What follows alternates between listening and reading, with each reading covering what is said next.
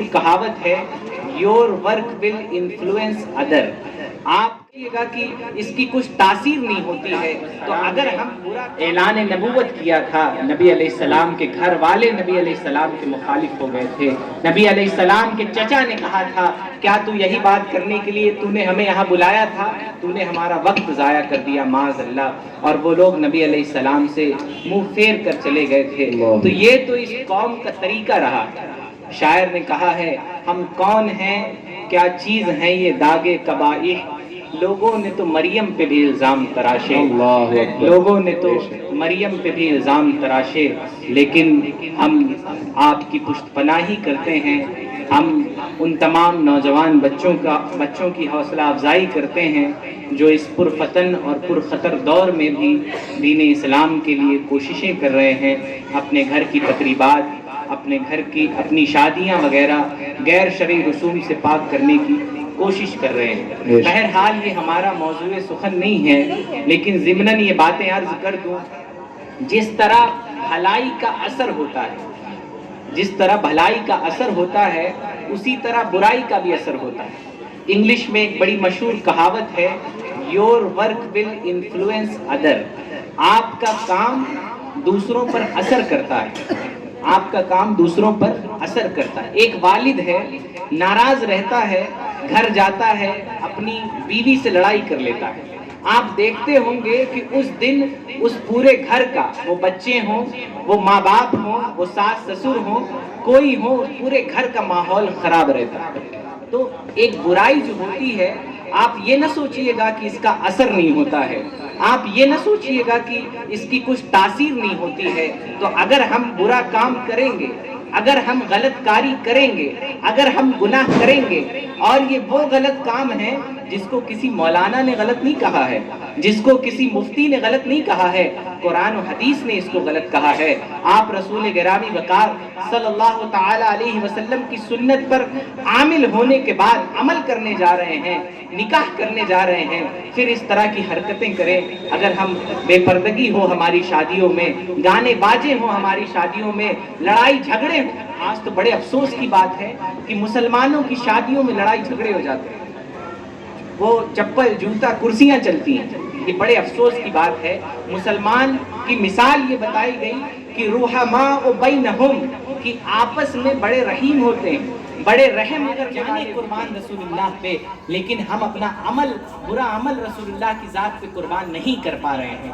ضرورت ہے ایسے اداروں کے تعمیر کی جہاں پہ لوگوں کو اچھی تعلیم دین کی دی جائے اور حالات حاضرہ کے لحاظ سے لوگوں کو تیار کیا جائے. وقت تو ایسا ہے کہ ہماری تعلیم گاہیں کبھی بند نہیں ہونی چاہیے، 24/7 اوپن رہنی چاہیے. لیکن آپ کو پتا ہے ہماری کون سی دکان 24 گھنٹہ اور 7 دن کھلی رہتی ہے؟ وہ ہے چائے کی دکان، سگریٹ کی دکان. خوشی حسین ماموں نے چلائی ہے دکان. رات کے 2 بجے تک بھیڑ رہتی تھی، 2 بجے تک بھیڑ ہے. واللہ میں بتا رہا ہوں. یہ بھیڑ کہاں ہونی چاہیے؟ مسجدوں میں ہونی چاہیے. مسجد میں تو تالا لگ جاتا ہے. عشاء بعد کیوں نمازی نہیں رہے؟ مسجد مرثیہ خواں ہے کہ نمازی نہ رہے. تو پوچھئے آپ، شہزادے ماموں بتائیں گے آپ کو کہ شاید 10 بجے کے بعد کوئی بھٹکتا بھی نہیں ہوگا مسجد کے پاس، پھر ڈائریکٹ فجر میں آتے ہوں گے. پڑھیے غوث اعظم کے بارے میں، فرماتے ہیں جب مجھے کوئی مصیبت آتی، بھوک کی شدت ستاتی، تو میں مسجد میں چلا جاتا، میں مسجد میں چلا جاتا، میں اپنے رب سے عرض کرتا. اسی لیے اعلیٰ حضرت نے فرمایا ہے قسمیں دے دے کے کھلاتا ہے پلاتا ہے مجھے پیارا اللہ تیرا چاہنے والا تیرا. تو اعلیٰ حضرت نے ایسے نہیں کہہ دیا، یہ حقائق کی روشنی میں کہا ہے. آج مسلمان کہاں ہیں یہ جان لیجئے گا. بغداد میں مزاریں بھی بہت تھی، بغداد میں مقبرے بھی بہت تھے، لیکن بزرگان دین آپ سے کب خوش ہوں گے معلوم؟ جب آپ اللہ تعالیٰ سے اپنے رشتے کو مضبوط کریں گے، رسول اللہ سے اپنے رشتے کو مضبوط کریں گے. آج ہم مزاروں پہ تو ضرور میلے لگاتے ہیں، لیکن مسجدوں کے مزاروں پہ میلے لگانا غلط نہیں ہے، بھیڑ لگانا غلط نہیں ہے. لیکن مسجدیں خالی کر کے مزاروں پہ بھیڑ لگائی جائے گی تو ضرور اس پہ سوال اٹھایا جائے گا کہ فرض تھا کہ آپ مسجدیں بھریں، یہ فرض نہیں تھا کہ آپ مزاریں بھریں. فرض تھا کہ آپ کے مدرسے بھرے رہیں. جا کر دیکھیں مدرسوں کی مانیتا پہ تلواریں لٹکی ہوئی ہیں.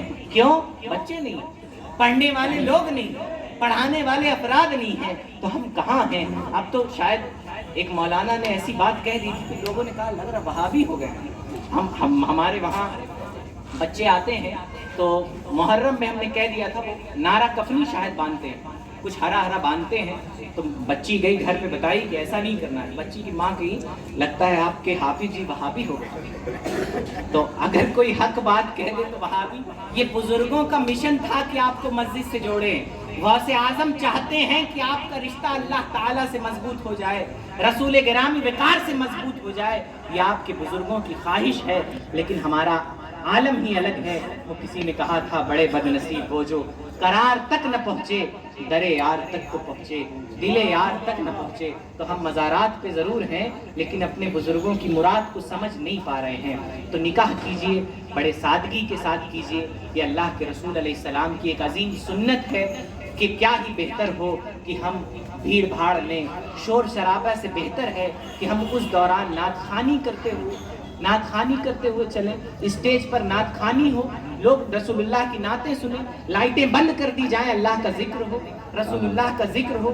ہم اس طرح سے نکاح کریں. ہمارے ولیموں میں کیا ہی اچھا ہو کہ جہاں شادیاں ہوں ایک پوسٹر پہ کھانے کے آداب لکھے ہوں, کچھ مبلغین موجود ہوں جو لوگوں کو کھانے کا طریقہ بتائیں. کیا ہی اچھا ہو کہ ہم اس طرح سے شادی کریں.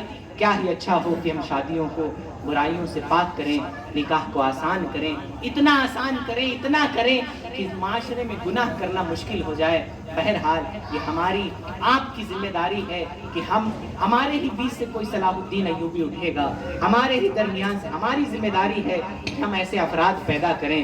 تو امید کرتے ہیں کہ آنے والی تقریب اللہ تعالیٰ ضرور بآسانی اس کو پورا فرمائے گا. اللہ تعالیٰ کی رحمت سے ہمیں یہی امید ہے, لیکن آپ سے بھی یہ امید ہے کہ آپ اسے غیر شرعی کاموں سے پاک رکھیں گے. کہیے انشاءاللہ. اور ہم سب اس میں ان کا سپورٹ کریں گے. ایک شخص کہے گا تو اس کو دبا نہیں لیں گے. اپنی ماں بہنوں سے بھی گزارش ہے کہ نہیں ایسا نہیں, ڈی جے نہیں بجے صدیہ کیسے پتہ چلے شادی ہوئی ہے, ایسا نہیں. آپ اس کو سپورٹ کریں, نہیں ایسا نہیں ہونا ہے. اس کے ساتھ کھڑے ہوں گے, نیکی پر اس کی مدد کریں گے.